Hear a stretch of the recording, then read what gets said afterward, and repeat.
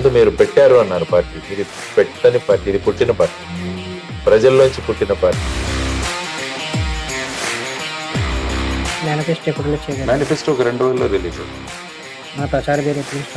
అయిపోయింది, ప్రచారం స్టార్ట్ అయిపోయింది. అబద్ధాలు చెప్పాలంటే ప్రచారం కావాలి, నిజాలు చెప్పడానికి ప్రచారం అవసరం. నిజాలు వెళ్ళిపోతాయి, నిజం చాలా ఫాస్ట్గా ప్రయాణం చేస్తుంది. అబద్ధాలను కల్పించాలి, అభూత కల్పనలు చేయాలి, ఇవన్నీ కూడా మాయమాటలు చెప్పాలి.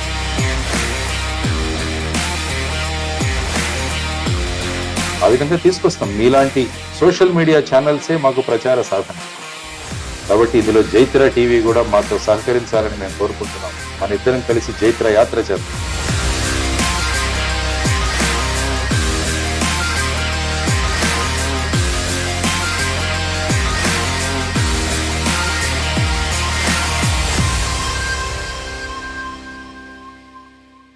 నమస్తే, జైత్ర టీవీకి స్వాగతం, సుస్వాగతం. మొట్టమొదటి ఛానల్గా మా ఛానల్ ఓపెనింగ్ ఇచ్చేసిన జేడి లక్ష్మీనారాయణ గారు, CBI joint director retired and జై భారత్ పార్టీ వ్యవస్థాపకులకు స్వాగతం, సుస్వాగతం. సార్ నమస్తే. సార్ నమస్కారం. జై భారత్. సార్, కొత్తగా జై భారత్ నేషనల్ పార్టీ పెట్టారు. ఆ పార్టీ సిద్ధాంతాలు ఏమేమి ఇన్స్పిరేషన్గా చేస్తున్నారు, మీరు ఇచ్చే యువతకి ఇచ్చే సలహాలు, ఈ పార్టీ ద్వారా ఏం చేయబోతున్నారు? ఇది ముందు మీరు పెట్టారు అన్నారు పార్టీ. ఇది పెట్టని పార్టీ, ఇది పుట్టిన పార్టీ, ప్రజల్లోంచి పుట్టిన పార్టీ. ఎందుకంటే గత 4.5 సంవత్సరాలు 5 సంవత్సరాల నుంచి ప్రజల్లో తిరుగుతున్నారు. ప్రజల్లో తిరుగుతున్నప్పుడు వారి అనేకమైన సమస్యలు, వాళ్ళ ఆకాంక్షలు, వాళ్ళ కాంక్షలు, వీటినన్నింటినీ గమనించిన తర్వాత వాళ్లే అన్నారు, సార్ ప్రజల్లో ఒక కొత్తగా మనం తీసుకురావాలి. సో వాళ్ళందరి కోరికల మేరకు ప్రజల్లోంచి తీసుకొచ్చిన పార్టీ, ప్రజల్లోంచి పుట్టిన పార్టీ. ఇందువల్ల మేము ప్రధానంగా ఇందులో చూసుకుంటున్నది ఏంటంటే ప్రజలు పాలకులు అవ్వాలి అన్నది మా అభిప్రాయం. పార్టీలు పాలిస్తున్నాయి, ఇప్పుడు ప్రజలు పాలించట్లా. అందువల్ల జై భారత్ పార్టీ ప్రధానమైన ఉద్దేశం ఏంటంటే ప్రజలు గెలవాలి. పార్టీలు గెలవడం వల్ల ప్రజాస్వామ్యం నిలవడం లేదు. అందువల్ల ప్రజలను గెలిపించాలి. ప్రజల యొక్క గొంతులు అసెంబ్లీలోనూ పార్లమెంట్లోనూ వినిపించాలి. పార్టీల గొంతులు వినిపిస్తే లాభం లేదు. ఎందుకంటే ఇప్పుడు ఏమనుకుంటున్నారు, పార్టీలు కూడా మేమే అన్ని సీట్లు తీసుకురావాలనుకుంటున్నారు, మాకు అపోజిషనే వద్దనుకుంటున్నారు. మరి అలాంటప్పుడు ఎక్కడి ప్రజాస్వామ్యం ఇది? కాబట్టి ప్రజాస్వామ్యం చక్కగా పరిఢవిల్లాలంటే ప్రజల గొంతులు వినిపించాల్సిన అవసరం ఉంది. ఆ ప్రజా గొంతులను వినిపించడానికే పుట్టింది జై భారత్ నేషనల్ పార్టీ. మన పార్టీ పెట్టి 1 మంత్ అవుతున్నట్టుందండి. మనం డిసెంబర్ 22ని పెట్టామండి. ఈ 1 మంత్లో మనం ఎంతవరకు రీచ్ అవ్వగలిగామంటారు? ప్రజల్లో ఎంతవరకు ఈ పార్టీ వెళ్ళిందంటారు? బ్రహ్మాండంగా వెళ్ళింది. ఎందుకంటే ప్రజల నుంచి వస్తున్న స్పందన, ఆ తర్వాత అనేక మంది మేము పార్టీని ప్రజల్లోకి తీసుకువెళ్తామని వాళ్ళు వాలంటీర్గా ముందుకు రావడం, ఇవన్నీ చూస్తుంటే చక్కని శుభ పరిణామాలు. తర్వాత మాకు ఎలక్షన్ కమిషన్ కంప్లైన్సెస్ ఇవన్నీ కూడా చేసుకున్నాం. మేనిఫెస్టో కూడా 1-2 రోజుల్లో తీసుకురాబోతుంది. అంటే జై భారత్ నేషనల్ పార్టీ యొక్క మేనిఫెస్టో ఏ విధంగా ఉంటుంది, ఉపాధి చుట్టూ ఈ మేనిఫెస్టో తిరుగుతుంది. ఉపాధి చుట్టూ అంతే. మనం మెయిన్గా ఆంధ్రప్రదేశ్ రాష్ట్రంలో చూసుకుంటే యువతరం అంతా కోరుకుంటున్నది మాకు ఉపాధి కావాలి, మాకు ఇక్కడికి పరిశ్రమలు రావాలి. ఇవన్నీ వాళ్ళ కళలను సాక్షాత్కారం చేయడానికి మా మేనిఫెస్టో ఆ విధంగా మేము తీసుకురాబోతున్నాం. అంటే ఉచిత పథకాలకు ఎక్కువ ఇంట్రెస్ట్ చూపుతారంటారా, లేదంటే మనం చూపించే పథకాల ద్వారా ఎక్కువ పార్టీ బలోపేతాలు ఉంటాయి అంటారా? సంక్షేమానికి ఉచితానికి మనకు డిఫరెన్స్ తెలియాలి. ఈ రోజు ఉచితానికి ఎక్కువ మంది జనం ఇంట్రెస్ట్ చూపిస్తున్నారు కాబట్టి దాన్ని మార్చడానికి జై భారత్ నేషనల్ పార్టీ. ప్రజలు అంటున్నారు మాకు ఉచితాలు వద్దు, మాకు ఉపాధి ఇవ్వండి, మాకు ఉచితాలు వద్దు, ఉపాధి ఇవ్వండి, ఆ విధంగా మీరు మాట్లాడండి అని ప్రజలే కోరుకుంటున్నారు. ఇప్పుడు పరిస్థితుల్లో ఉపాధి ఎంతవరకు ఉందంటారు, ఎంతవరకు లేదంటారు? ఇప్పుడు చూస్తే ఒకసారి అనంతపూర్కి వెళ్ళండి. అనంతపూర్లో ఉదయం ట్రైన్ ఒకసారి చూడండి, ట్రైన్లు ఫుల్గా నిండుతాయి. ఎక్కడికి వెళ్తున్నారు? బెంగళూరుకి వెళ్తున్నారు అందరు. మళ్ళీ సాయంత్రం అక్కడ పని చూసుకొని రిటర్న్ వస్తున్నారు. సంక్రాంతి అవుతే ఏమవుతుంది, మన ముఖ్యంగా మీ భీమవరం కోనసీమలో మొత్తం హైదరాబాద్ అంతా ఇక్కడికి వస్తారు. సంక్రాంతి అయిపోగానే మళ్ళీ వెళ్ళిపోతారు. అంటే మన వాళ్ళు ఎక్కడికి వెళ్తున్నారు? హైదరాబాద్కి వెళుతున్నారు, బెంగళూరుకి వెళుతున్నారు. మరి ఇక్కడ ఎందుకు ఉండట్లేదు? అంటే ఇప్పుడు వస్తే కొత్త పార్టీ వస్తే వెంటనే సంక్షేమం వస్తుందని ప్రజలు గట్టిగా నమ్మగలుగుతారంటారు. ఉపాధి సంక్షేమం కాదు, ఉపాధి సంక్షేమం రెండు కలిసి వెళ్తాయి. మరి ఉపాధి అంటే అంతవరకు మనం ఇవ్వగలుగుతామంటారా? ఎస్, చూడండి మా మేనిఫెస్టో చూడండి. ఎప్పుడైతే అవినీతిని మనం అడ్డుకట్ట వేయగలుగుతామో ప్రభుత్వం దగ్గర బ్రహ్మాండంగా డబ్బులు ఉంటాయి. ఇప్పుడు రానున్న ఎలక్షన్స్లో కొత్త మార్చిలో జరగచ్చు, ఏప్రిల్లో జరగచ్చు. మీరు ఎన్ని స్థానాల్లో పోటీ చేస్తారు? ఎస్, యాజ్ ఎ పార్టీ అన్ని స్థానాల్లో పోటీ చేస్తారు. ఇండిపెండెంట్గా పోటీ చేస్తారా, పొత్తులతో ఏమైనా వెళ్ళే అవకాశాలు ఉన్నాయంటారా? ఇండిపెండెంట్గా వెళ్ళడానికే పుట్టింది ఈ జయ భారత్ నేషనల్ పార్టీ. సమాజంలో ఉన్న అన్ని వర్గాలకు సముచిత స్థానం ఇవ్వడానికే వచ్చింది జయ భారత్ నేషనల్ పార్టీ. ఇప్పుడు YCP party, Jagan party 175 seats already 151 గెలిచే ఉన్నారండి. ఆల్రెడీ టీడీపీ అండ్ జనసేన కూడా పొత్తులతో ఉన్నారండి. వాళ్ళని దాటుకొని మన పార్టీ ఎంతవరకు వెళ్ళగలదంటారు? ప్రజలు నిర్ణయిస్తారు. ఫైనల్గా ప్రజలు నిర్ణయిస్తారు ఎవరిని అక్కడ తీసుకువెళ్ళాలి అని. కాబట్టి మేము చిత్తశుద్ధితో ముందుకు వెళుతున్నాం ప్రజల్లో మా పార్టీ గురించి. వాళ్ళ పార్టీని, ఇది నా పార్టీ కాదు, ప్రజల పార్టీని. ఈ పార్టీ ఏం చేస్తుంది అన్నది మేము స్పష్టంగా చెబుతాం. వాళ్ళ ప్రభావం ఎలా ఉంటుంది అంటారండి? ఉంటుంది. మనం ప్రజల్ని కన్విన్స్ చేయగలగాలి. గతంలో అయితే టీడీపీ సింగిల్గా పోటీ చేసింది, జనసేన సింగిల్గానే పోటీ చేసింది. టీడీపీకి 23 సీట్స్ మాత్రమే పరిమితం అయ్యారు, జనసేన 1 సీట్ మాత్రమే పరిమితం అయ్యారు. అలా ఇండివిజువల్గా చేస్తే వాళ్ళకి ఓటమి చేరారు. మన పార్టీలో ప్రముఖులు ఎవరైనా ఉన్నారంటారా? ప్రముఖులు అంటే కొత్త కొత్త వాళ్ళు వచ్చిన వాళ్ళు చేరికలు. పార్టీలో ఉన్నదే ప్రజలు. ఎలా అవుతుందంటే ఇప్పుడు మీరు చూసుకుంటే రాత్రి వరకు ఒక పార్టీలో ఉంటారు, మళ్ళా మరుసటి రోజు ఉదయం ఇంకో పార్టీలోకి వెళుతున్నారు. రాత్రి వరకు ఈ పార్టీని తిట్టిన వాళ్ళు మళ్ళీ ఈ పార్టీకి వచ్చి ఈ పార్టీని తిడుతున్నారు. అంటే మీరు మామూలుగా ఈ పేకాటలో ముక్కలు ఉంటాయి, చేతులు మారుతున్నాయి, పార్టీలు మారుతున్నాయి, కానీ ముక్కలు అవే ఉంటున్నాయి. సేమ్ ఫేసెస్, ఈరోజు ఈ పార్టీలో, ఎల్లుండి ఈ పార్టీలో. కాబట్టి జై భారత్ నేషనల్ పార్టీ ఒక ఫ్రెష్ బ్లడ్ని ఇస్తుంది, ఒక కొత్త రక్తాన్ని తీసుకొచ్చే ప్రయత్నం మేము చేస్తాం ఖచ్చితంగా. సేమ్ ఇదే సిచ్యువేషన్ లో షర్మిల గారు కూడా రేపొద్దున పార్టీ పెడుతున్నారు. ఆవిడ ప్రభావం కూడా ఎలా ఉండొచ్చు అంటారండి ఏపీ మీద? ఉండొచ్చు. పార్టీ పెట్టలేదు ఆవిడ, కాంగ్రెస్ పార్టీలో జాయిన్ అయ్యారు. పార్టీ పెట్టలేదు ఆవిడ, పార్టీలోకి వచ్చారు, ఆవిడని పార్టీ అధ్యక్షురాలుగా నియమించారు. కాబట్టి వారు కూడా కాంగ్రెస్ పార్టీని ప్రజల్లో తీసుకెళ్ళడానికి ప్రయత్నం చేస్తారు. ప్రభావం ఏమైనా ఉంటుంది అంటారు ఇతర పార్టీ? చెప్తున్నాను కదా, మనం అందరం కూడా ఒక డిపార్ట్మెంటల్ స్టోర్కి వెళ్ళినట్టు మనం ప్రతి ప్రోడక్ట్ని మనం అడ్వర్టైజ్ చేస్తాం. సో ఆ ప్రోడక్ట్స్ ఉంటాయి డిపార్ట్మెంటల్ స్టోర్లో. మీ మైండ్లో ఏ ప్రోడక్ట్ తీసుకోవాలంటే డిపార్ట్మెంటల్ స్టోర్కి వెళ్ళి ఆ ప్రోడక్ట్ తీసుకుంటారు. అదేవిధంగా ప్రతి పార్టీ వాళ్ళ యొక్క మేనిఫెస్టో, వాళ్ళు ఏం చేస్తారు అన్నదాన్ని ప్రజల దగ్గరికి తీసుకెళ్తారు. అల్టిమేట్గా ప్రజలు నిర్ణయిస్తారు ఏ ప్రోడక్ట్, ఏ పార్టీని గెలిపించాలని. జగన్ గారి మీద ఏమన్నా ప్రభావం ఉండొచ్చు అంటారా? ఆవిడ వాళ్ళ ఫ్యామిలీ నుంచే వచ్చారు, జగనన్న వదిలిన బాణం అన్నారు ఆవిడ. వాడికి ఏమైనా ఇన్కేజ్ పులివెందుల్లో కనుక ఆవిడ పోటీ చేస్తే జగన్ గారికి ఏమన్నా? అదే చెప్తున్నాను కదా, ఎవరు ఎక్కడ పోటీ చేసినా కూడా ఫైనల్గా ప్రజలను ఏ విధంగా ఈ పార్టీ కన్విన్స్ చేసే శక్తి మీద ఆధారపడి ఉంటుంది, మన మాటల్లో ఉండే సత్యత మీద ఆధారపడి ఉంటుంది, మనం వాళ్ళకి ఇచ్చే భరోసా మీద ఆధారపడి ఉంటుంది, మన మీద ఉన్న నమ్మకం మీద ఆధారపడి ఉంటుంది. కాబట్టి ఈ 4-5 ఫ్యాక్టర్స్ పనిచేస్తాయి ప్రతి పార్టీ కూడా. ఇప్పుడు కూడా పాత పార్టీల గురించి ఎప్పుడు కూడా వాళ్ళు ఇంతకుముందు చెప్పినవి చేశారా లేదా అన్నది కూడా ప్రజలు చూస్తారు. పవన్ కళ్యాణ్ గారు సిద్ధాంతాలు నచ్చి అప్పుడు మీరు వెళ్ళాను అన్నారు కదా, పవన్ కళ్యాణ్ గారు సిద్ధాంతాలు ఏ విధంగా ఉన్నాయంటారు? పవన్ కళ్యాణ్ గారు ఐ థింక్ ఈ ఎన్నికల్లో తెలుగుదేశం పార్టీతో వెళుతున్నారని ఆయన చెప్పారు.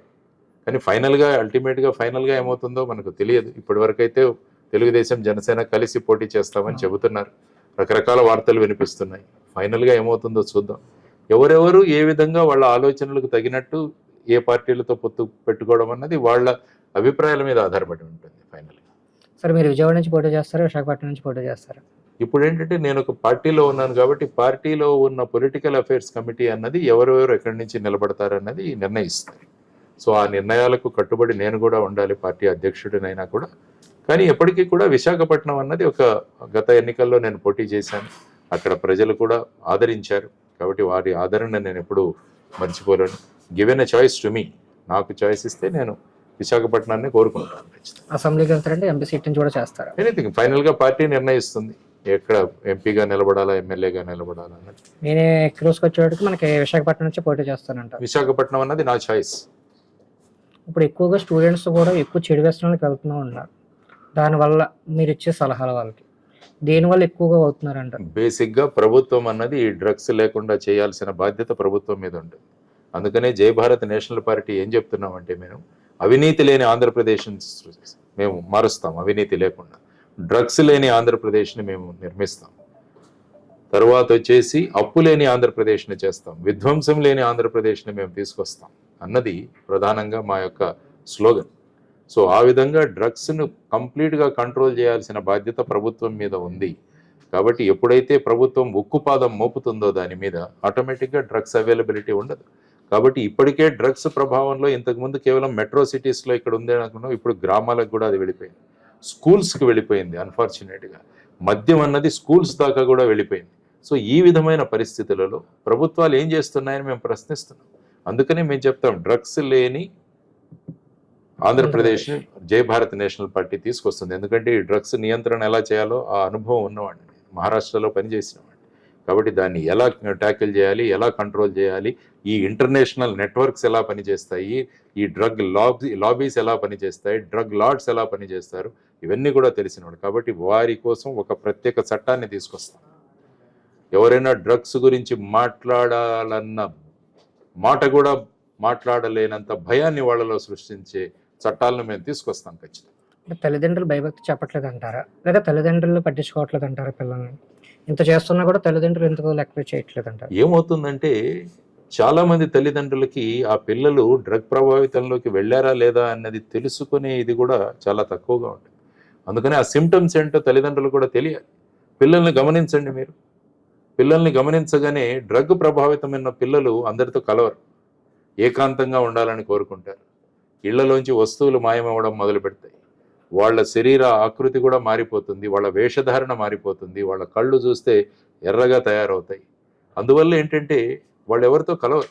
అందుకనే నేను తల్లిదండ్రులకు ఎప్పుడూ చెప్తుంటానంటే, రోజులో ఒకరోజు అందరూ కలిసి భోంచేయండి అని చెప్తుంటాను.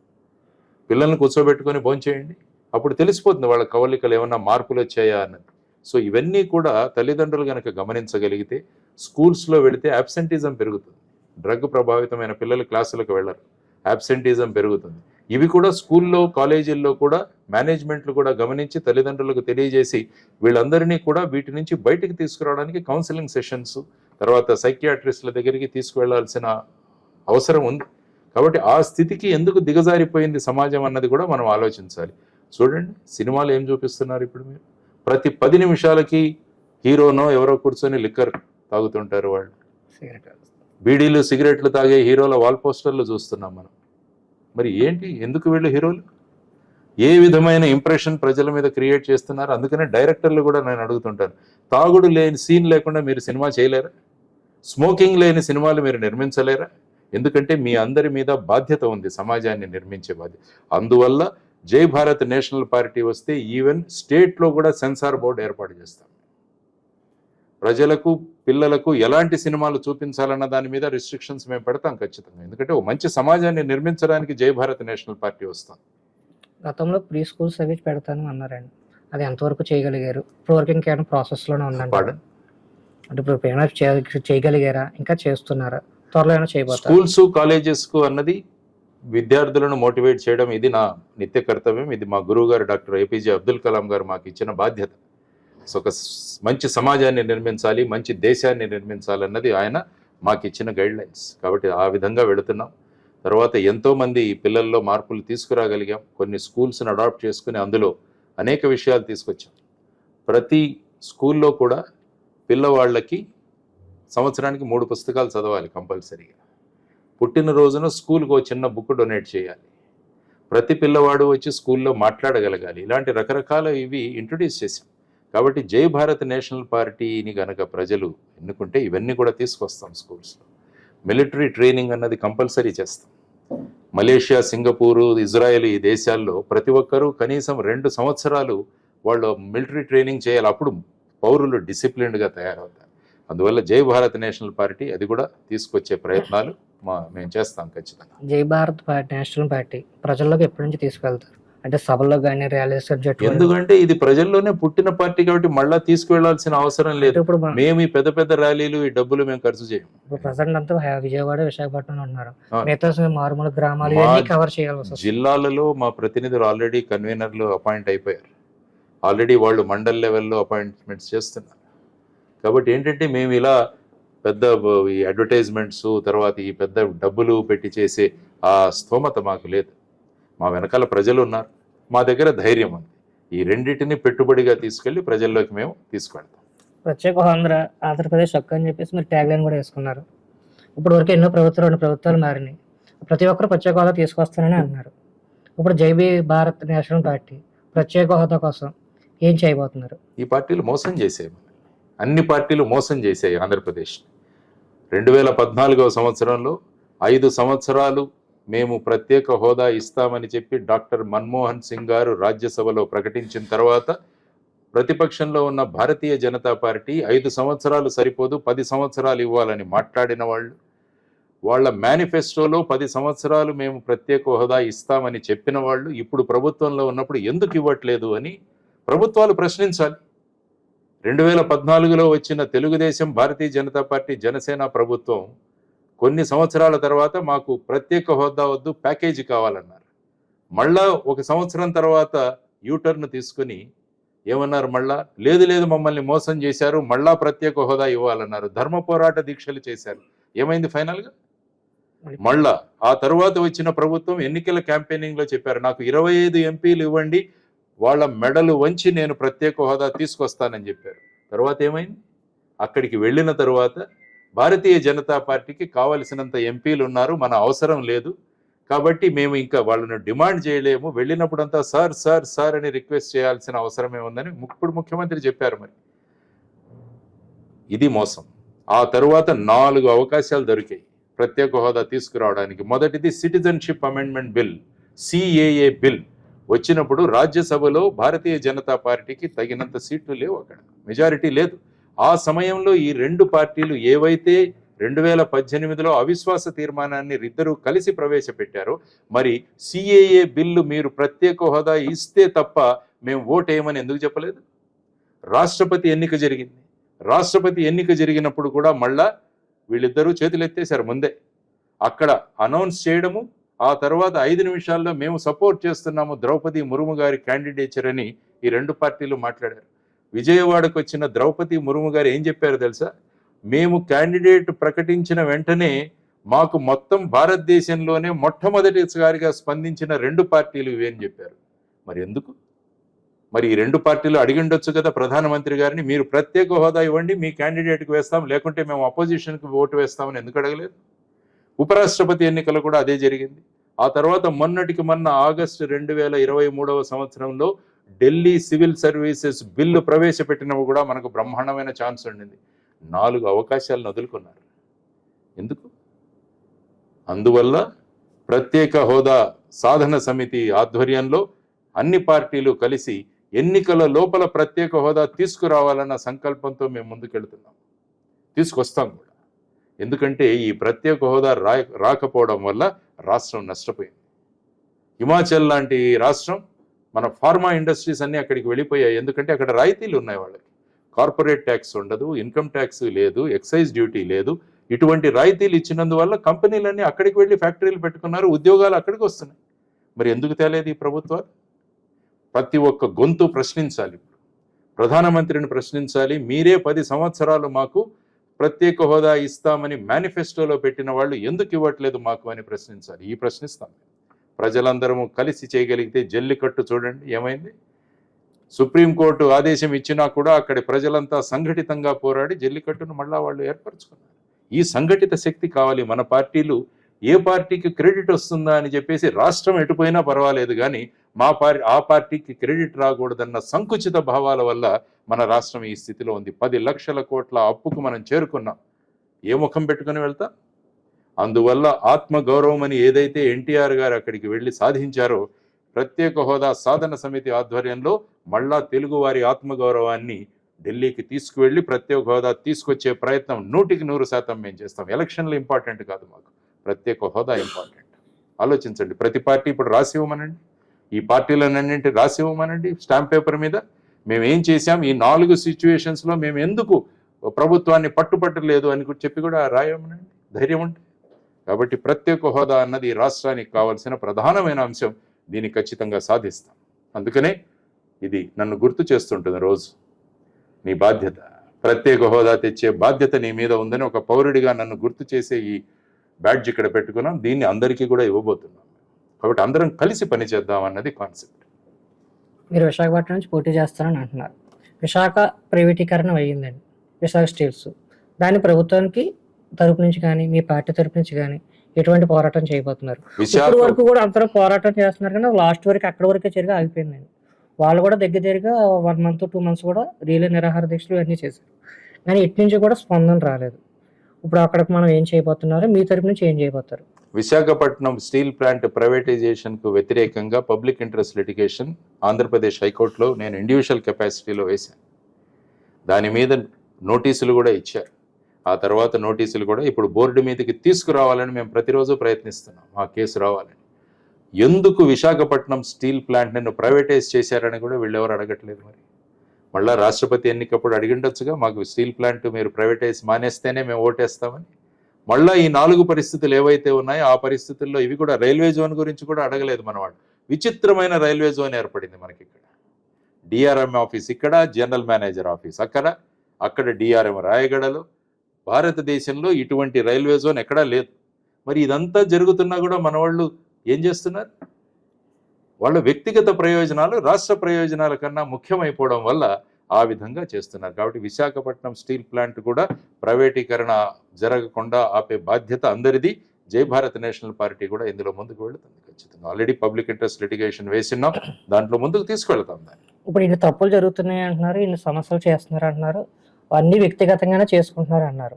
జై భారత్ తరపు నుంచి ప్రభుత్వాన్ని ఎప్పుడెప్పుడు ప్రశ్నిస్తున్నారు? అసలు ఇప్పటివరకు ఎన్నిసార్లు ప్రశ్నించారా? ఎస్, ప్రతిసారి ప్రశ్నిస్తూనే ఉన్నాం. ఓపికగా చూస్తున్నాం వీళ్ళు ప్రత్యేక హోదా తీసుకొస్తారా. అంటే ఎన్నో జరుగుతున్నాయి కదా, ప్రత్యేక హోదా కాకుండా. మీకు ప్రత్యేక హోదా గురించి తెలియాలి. మీకు ప్రత్యేక హోదా రాకపోవడం వల్ల రాష్ట్రం ఎంత నష్టపడిందో మనందరికీ తెలియాలి. వాళ్ళు ఏమంటున్నారు? ప్రత్యేక హోదా ముగిసిన అధ్యాయం అంటున్నారు. ముగింపజేసిన వాళ్ళు వీళ్ళు. ఈ అధ్యాయాన్ని ముగింపజేసిన వాళ్ళు, స్వార్థం కోసం ముగింపజేసిన వాళ్ళు వీళ్ళు. కాబట్టి ఈ అధ్యాయాన్ని తిరగరాస్తాం మేము, మళ్ళా తిప్పుతాం, మళ్ళా ప్రారంభిస్తాం ఈ ప్రత్యేక హోదా గురించి. ఎందుకంటే ప్రత్యేక హోదా ఒకటి, తర్వాత విభజన హామీలు ఏవైతే. పోలవరం ఏమైందండి ఇప్పటి వరకు? పోలవరం వాళ్ళు జాతీయ ప్రాజెక్టుగా చేస్తామంటే వీళ్ళు మేమే కట్టుకుంటామన్నారు. ఎందుకు? వెళ్ళి అప్పుల్లో ఉన్న కంపెనీకి కాంట్రాక్ట్ ఇచ్చారు, దాన్ని తీసుకెళ్ళి మళ్ళా కాంట్రాక్టర్ మార్చారు, మళ్ళా వచ్చి రివర్స్ టెండరింగ్ అన్నారు. ఫైనల్గా ఏమైంది? డయాఫ్రమ్ వాళ్ళు పోయిందన్నారు. ఇప్పుడు ఏమైపోయింది? ఫైనల్గా పోలవరం అలా చూస్తూ ఉండిపోయాం. విభజన హామీలు ప్రతి ఒక్కటి కూడా అలాగే ఉండిపోయి అడిగే ధైర్యం లేదు. కాబట్టి కేంద్ర ప్రభుత్వాన్ని ధైర్యంగా అడిగే పార్టీలు మావన్నీ ఉన్నాయి. కాబట్టి ప్రజలకు ఇవన్నీ తీసుకెళ్తాం ప్రజల దగ్గరికి. ఆల్రెడీ స్టీల్ ప్లాంట్ గురించి పబ్లిక్ ఇంట్రెస్ట్ లిటిగేషన్ వేసి ప్రజల దగ్గరికి తీసుకువెళ్ళాం మేము, ఈ విధంగా చేస్తామని. కాబట్టి ఈ విషయాలన్నింటినీ కూడా 2-3 రోజుల్లో మళ్ళా మొత్తం రాష్ట్రమంతా పర్యటించి ప్రతి ప్రాంతంలో కూడా మీటింగులు పెట్టి ఒక ప్రజా ఉద్యమాన్ని తీసుకువెళ్ళే అవకాశం మనకుంది, అవసరం కూడా మనకుంది. ఈ 4 ఏళ్లలో వైసీపీ ప్రభుత్వంలో అభివృద్ధి ఎంతవరకు జరిగిందంటారు? స్టాచ్యూల కాట్లకి కొంత అమౌంట్ ఎక్కువ ఖర్చు పెట్టారు, రోడ్లు వేయట్లేదు అని జనంలో కొంత అపోహ ఉందండి. దానివల్ల మీరు ఏం చెప్తారు? ఏముంది, రోడ్లు మీరు మీ భీమవరం వెళ్ళండి, ఇక్కడ నుంచి మీకే తెలుస్తుంది. రాజమండ్రి నుంచి భీమవరం నేను చాలాసార్లు ప్రయాణం చేశాను. ఎన్ని కష్టాలు పడ్డామో మాకు తెలుసు. ఎంతమంది వాహనదారులు, ఎన్ని యాక్సిడెంట్లు జరిగాయో తెలుసు. సో రోడ్లు ప్రత్యక్షంగా చూస్తున్నాం మనం. మరి ఇన్ని అప్పులు ఎందుకు చేయాల్సి వచ్చింది?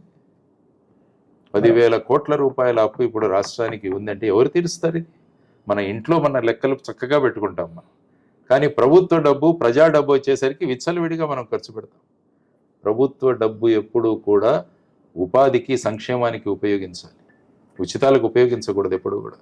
అది ప్రభుత్వాలు గమనించాలి. కానీ ఇప్పుడు ఏమైపోయిందంటే 2 పార్టీలు పోటీ పడుతున్నాయి. మీరు ఇంత ఇచ్చారా, మేము ఇంకా ఎక్కువ ఇస్తాం. మీరు ఒకరికి ఇచ్చారా, మేము 3కి ఇస్తాం. ఆ విధమైన పోటీల్లో రాష్ట్రం ఎటుపోతుందో అన్నది ఆలోచించలేదు. కాబట్టి అన్ని పార్టీలు వీటి గురించి ఆలోచించాలి. అన్ని పార్టీలను ఒక స్టేజ్ మీదకి తీసుకురండి, అన్ని పార్టీ అధ్యక్షులను ఒక్కొక్క విషయం గురించి మాట్లాడదాం. ధైర్యం ఉంటే రమ్మనవనండి ఒక స్టేజ్ మీదకి. ఒక్కొక్కరు ఒక్కొక్క చోట నిలబడి మాట్లాడుతున్నారు. అందరినీ ఒక స్టేజ్ మీదకి తీసుకురండి, ఒక్కొక్క ఇష్యూ పెట్టి మాట్లాడదాం. మీరేమన్నారు, మీరు ప్రత్యేక హోదా మీద నిలబడమనండి, నలుగురిని అడుగుతాం. ఆ విధమైన డిమాండ్ రావాలి పబ్లిక్ నుంచి.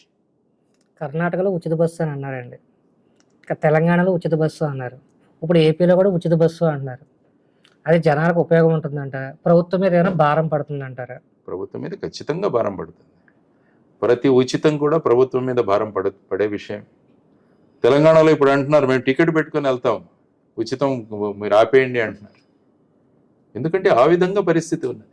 అసలే రాష్ట్రాలు అప్పుల్లో ఉన్నప్పుడు మళ్ళా ఉచితాల మీద ఈ విధంగా పోటీ పడుతూ ఉచితాలు ఇస్తే రాష్ట్రాలు ఏమవుతాయి ఆలోచించండి. జనాలు ఉచితానికే ఇంట్రెస్ట్ చూపుతున్నారు తప్ప సంక్షేమాలకి, ఉపాధులకి ఎక్కువ ఉపాధి ప్రజలు ఇంట్రెస్ట్ చూపించి వీళ్ళని ఆ విధంగా తయారు చేస్తున్నారు. ఇప్పుడు అందరికీ జనాలకు అలవాటు అయిపోయింది కదండి ఉచితాలు. అలవాట్లు మార్చాలి ఎప్పుడైనా. ఇప్పుడు మీ పిల్లవాడు డ్రగ్స్ కు అలవాటు పడిపోయాడని మీరు వదిలేస్తారా? మీ పిల్లవాడిని ఆపుతారా లేదా? మీ కుటుంబం దగ్గరికి వచ్చేసరికి మీరు ఆపుతారు, కానీ వీళ్ళు రాష్ట్రాన్ని ఆదుకునే బాధ్యత వీళ్ళ మీద ఉంది. ఇప్పుడు సంక్షేమాలు ఉపాధి పథకాలు డబల్ చేస్తానంటున్నారు కదా, అదే కదా ఉచిత పథకాలు డబల్ చేస్తారు. అందుకనే కదా ఇవన్నీ కూడా ప్రజలకు చెప్పడానికే పుట్టింది జయ భారత్ నేషనల్ పార్టీ. మీరేంటి ఓన్లీ ఉపాధి మీదే వెళ్తారా, ఉచిత పథకాల మీద కూడా వెళ్తారా? సంక్షేమము ఉచితానికి తేడా తెలియాలి. సపోజ్ నేను 45 సంవత్సరాల వ్యక్తిని, నేను బ్రహ్మాండంగా పని చేయగలను, నాకు శరీరంలో సత్తువ ఉంది, నాకు మీరు డబ్బులు ఇస్తారంటే నాకు ఎందుకు అవసరం? నాకు పని చూపించండి, నేను పని చూపించి ఆత్మగౌరవంతో బతకాలనుకుంటున్నాను. మీరు సంవత్సరానికి 15,000 కాదు, నాకు నెలకు 15,000 సంపాదించుకునే స్థాయికి నన్ను తీసుకురావాలని నేను కోరుకుంటున్నాను ప్రభుత్వం దగ్గర నుంచి. కానీ మీరు 15,000 మీకు ఫ్రీగా ఇస్తాను, నువ్వేం చేయకు అని అంటున్నారు. అందుకని జయ భారత్ నేషనల్ పార్టీ సంవత్సరానికి 15,000 కాదు, నెలకు 15,000 రూపాయలు మినిమం మీరు సంపాదించుకునేటట్టు మేము ఉపాధి కల్పిస్తామని వస్తున్నాం. మేము దానికి ప్లాన్స్ ఇస్తాం. మేనిఫెస్టో ఎప్పుడు చేయబోతున్నారు? మేనిఫెస్టో ఒక 2 రోజుల్లో రిలీజ్ అవుతుంది. మన ప్రచార పేరు ఎప్పుడు స్టార్ట్ అవుతుందంట? అయిపోయింది, ప్రచారం స్టార్ట్ అయిపోయింది. అబద్ధాలు చెప్పాలంటే ప్రచారం కావాలి, నిజాలు చెప్పడానికి ప్రచారం అవసరం. నిజాలు వెళ్ళిపోతాయి ప్రజల్లో. నిజం చాలా ఫాస్ట్గా ప్రయాణం చేస్తుంది. అబద్ధాలను కల్పించాలి, అభూత కల్పనలు చేయాలి, ఇవన్నీ కూడా మాయమాటలు చెప్పాలి. వీటికి గొప్ప ప్రచారము, పెద్ద పెద్ద సభలు, 1 లక్ష సభ, 2 లక్షల సభ, ఇవన్నీ వాళ్ళు జనాలు తరలించే ప్రయత్నాలు వాళ్ళు చేస్తుంటే మేము సత్యాలను తీసుకెళ్తాం ప్రజలకి. సత్యం ఏంటి, అసలు జరుగుతున్న పరిస్థితి ఏంటి, రాష్ట్ర ఆర్థిక వ్యవస్థ ఎలాగుంది, బడ్జెట్ ఎలా ఉంది, అందులో ఏ విధంగా ఖర్చులు జరుగుతున్నాయి, ఇవన్నీ కూడా ప్రజలకు చెబుతాం. ఆ విధంగా తీసుకొస్తాం. మీలాంటి సోషల్ మీడియా ఛానల్సే మాకు ప్రచార సాధనాలు. కాబట్టి ఇందులో జైత్ర టీవీ కూడా మాతో సహకరించాలని మేము కోరుకుంటున్నాము. మన ఇద్దరం కలిసి జైత్ర యాత్ర చేద్దాం ప్రజల్లో. ఆ విధంగా మీరు కూడా మంచి విషయాలు ప్రజల్లోకి తీసుకువెళతారనుకున్నాం. మా పార్టీ ఉద్దేశం కూడా అదే. కాబట్టి ఇద్దరం కలిస్తే బ్రహ్మాండంగా నిజాలను ప్రజలకు చెబుతాం, వాళ్ళు నిర్ణయించుకోనివ్వండి. అది మా సంకల్పం. Okay, thank you sir. Right. జై భారత్.